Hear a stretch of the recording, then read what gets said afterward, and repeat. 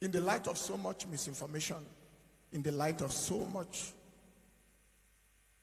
misconstruction of events, I decided to set straight what I know concerning the situation. Over 2.5 months to 3 months ago, she came to see me with her husband with complaints of chest pain, respiratory distress. I prayed for her and prayed again. And when the symptoms did not abate, I counseled that they go to the hospital to help us to know exactly what we were dealing with. And they asked if I could assist, help them facilitate that process. I called our head of medical team, Dr. Sang, who is consultant pediatrician with the Federal Medical Center, Kefi, to assist handle their situation. And he called the Federal Medical Center, Jabi, called colleagues there where they attended to them. On seeing her, they ordered some investigations after examination, and that included CT scan, computerized axial tomography scan. That was done, and from what the doctors saw, they felt that there was need for further investigation, either at the University of Abuja Teaching Hospital or the National Hospital in Abuja. I called the doctor, consultant pulmonologist, respiratory physician at the University of Abuja Teaching Hospital, Dr. Ako Alexander, told him the situation, and he asked that they come to see him immediately. And they went to the Gwagwalada Teaching Hospital. After they had examined her there, saw the situation, they felt that there was a need for histology and biopsy of the lung tissue, and they asked that she go to the National Hospital to get that done. I again called the Dr. Jibrin, who is head of pathology and consultant histopathologist of the National Hospital in Abuja, and reported the issue to him and to help us go ahead with the investigations and find out what exactly happened. I am calling names and calling places because the people are available, are alive, and they are all verifiable.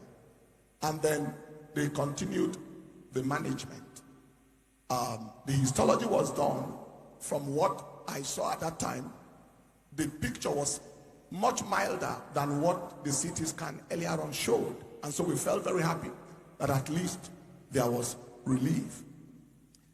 She called me daily, and we literally daily, and prayed with her. She reported progress. The point came where she needed no oxygen anymore, according to what she said to me one night, and that they checked her oxygen perfusion, and it was 100%.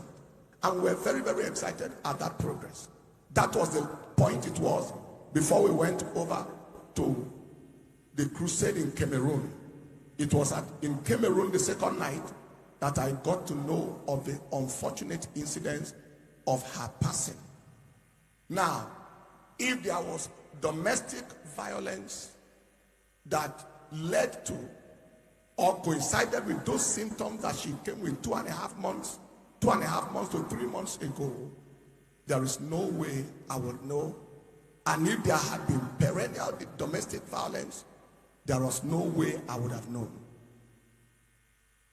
The things we're hearing after her passing were things that were very, very strange to my hearing.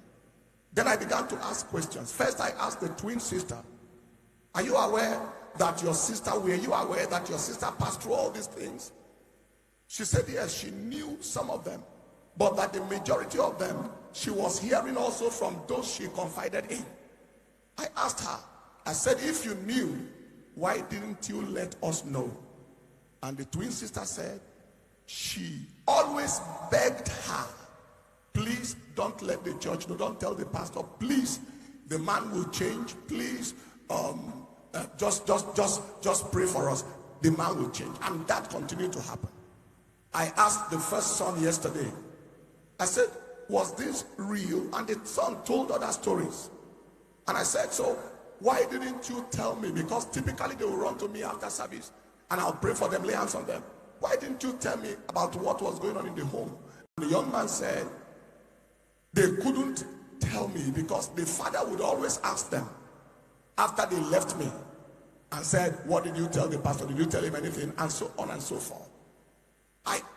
Further, other members in the choir who were privy to this, some of the things that were going on, I asked one of them when we paid the visit to the house of the deceased yesterday, what happened? Why were we not aware of all these things? The same story, that she would always go on her knees and ask them, please, don't, just pray, don't, but trusting God for him to change. The last one that taught me so much was the music producer who came to see me in the office 2 days ago to tell me his own experience, how he witnessed that the man the wife in his music studio. And I said to him, you saw a man, a woman in your presence, and you left the man alone, and you are a man yourself. And he said before he could respond to the man, the woman again in tears on her knees begged him not to do anything, to leave him alone, and not even to do anything at all, and so on and so forth. So we have had these stories, and this is all the things that we got to know after she had passed. As a person and as a church, everyone who knows us know that we have 0-degree tolerance for domestic abuse and wife battery of any sort. If you ever listen to any of our relationship messages, there is a principle, a policy, and a rule we have. And that is, it is better to be alive without a marriage than to die because of marriage. We've said that over and over and over. I am sure that some of us would have listened to the clips of those messages.